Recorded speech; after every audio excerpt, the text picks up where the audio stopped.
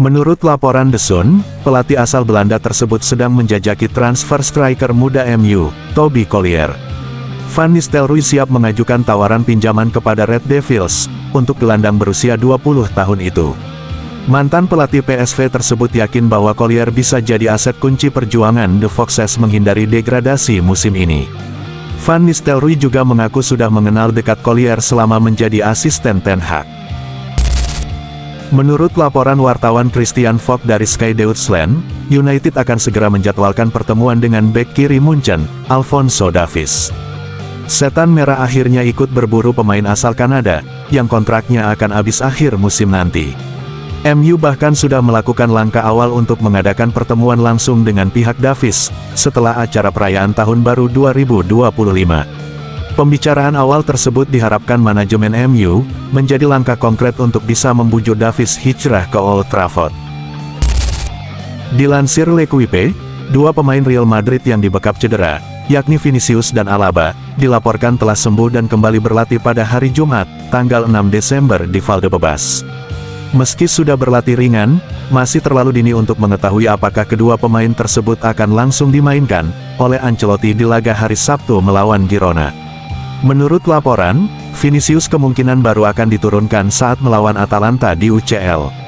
Sementara Alaba, kemungkinan baru merumput di awal tahun 2025. Dilansir dari Goal, Carlo Ancelotti telah mengisyaratkan bahwa Kylian Mbappe kemungkinan akan dicoret dari skuad inti El Real, jika performa mengecewakannya masih saja berlanjut. Dalam konferensi persnya jelang laga melawan Girona di La Liga, Ancelotti memperingatkan Mbappe dengan mengatakan, "Kami harus mengevaluasi semuanya." Mbappe juga tidak berarti harus bermain di setiap pertandingan. Terkadang, ia dapat memperoleh manfaat dari istirahat. Tersiar kabar bahwa Victor Osimhen mengatakan bahwa dirinya berencana kembali ke Serie A musim panas mendatang. Osimhen ingin sekali berani dengan mantan direktur olahraga Napoli, Cristiano Giuntoli yang kini bekerja di Juventus.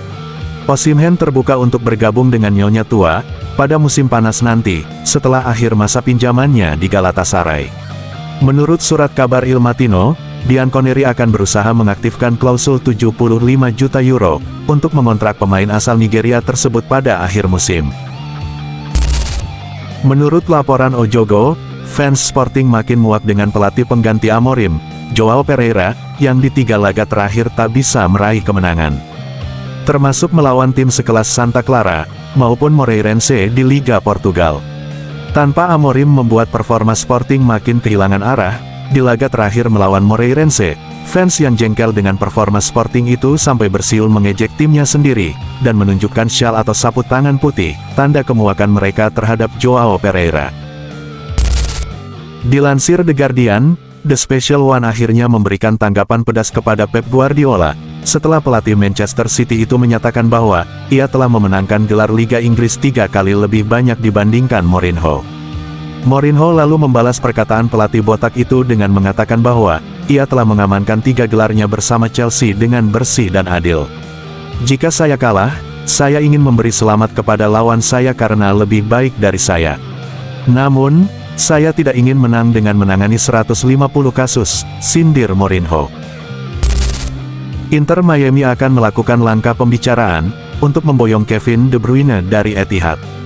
Menurut laporan Mirror, pemilik Inter Miami, David Beckham, mengatakan bahwa gelandang asal Belgia tersebut sebagai target utama transfer timnya di musim panas. Beckham semakin yakin mengamankan tanda tangan De Bruyne, karena sang pemain bersiap menjadi agen bebas di akhir musim. Beckham ingin segera membentuk trio De Bruyne, Messi, dan Suarez di klubnya, demi berbicara banyak di ajang Piala Dunia antar klub tahun depan.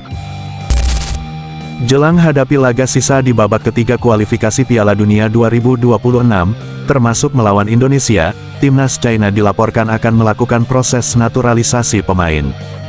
Dilansir dari Okezone, sebanyak 5 pemain rencananya akan dinaturalisasi timnas China, demi bisa bersaing untuk lolos ke babak berikutnya. Kelima pemain itu adalah Ryan Raposo, Christopher Cheng, Oscar Maritu, Serginho, dan Tahith Chong. Nama Tahith Chong pun jadi sorotan besar, pasalnya, Tahith Chong diketahui pernah bergabung dengan MU.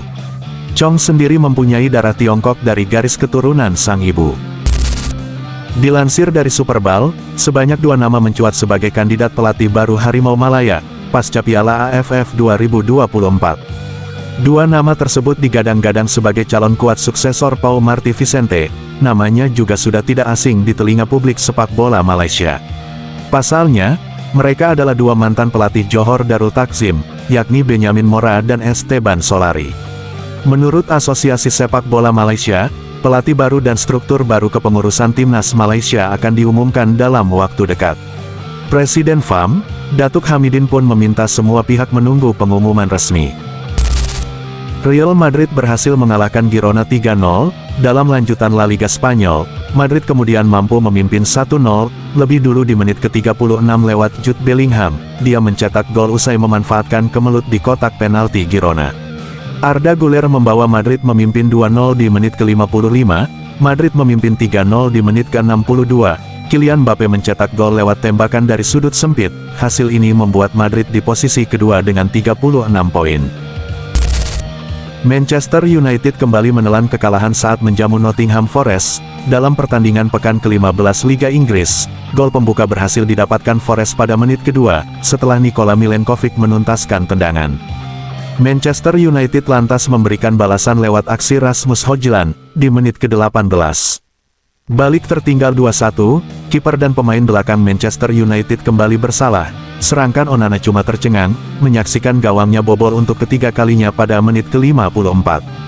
Bruno Fernandes sempat memperkecil ketertinggalan, menjadi 2-3 sekitar 7 menit berselang. Juventus menjamu Bologna di Allianz Stadium pada pekan ke-15 Serie A, dan Doye dengan cepat menyerangkan bola ke gawang Juventus, dan mengubah skor menjadi 1-0. Namun, Bologna semakin mempertegas keunggulannya pada menit ke-53.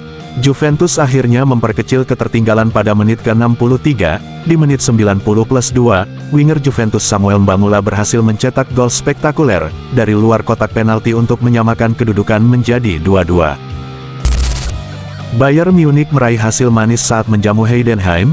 Dalam lanjutan Bundesliga Liga Jerman, Bayern baru membuka keunggulan 1-0 di menit ke-18, Dayot Upamecano berhasil mencetak gol.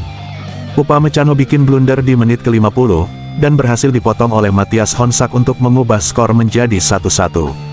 Jamal Musiala mencatatkan namanya di papan skor, untuk membawa Bayern memimpin 2-1, Bayern memperbesar keunggulan menjadi 3-1 di menit ke-84. Heidenheim kemudian memperkecil skor menjadi 2-3, di menit ke-85. Bayern memantapkan kemenangan menjadi 4-2 di menit injury time.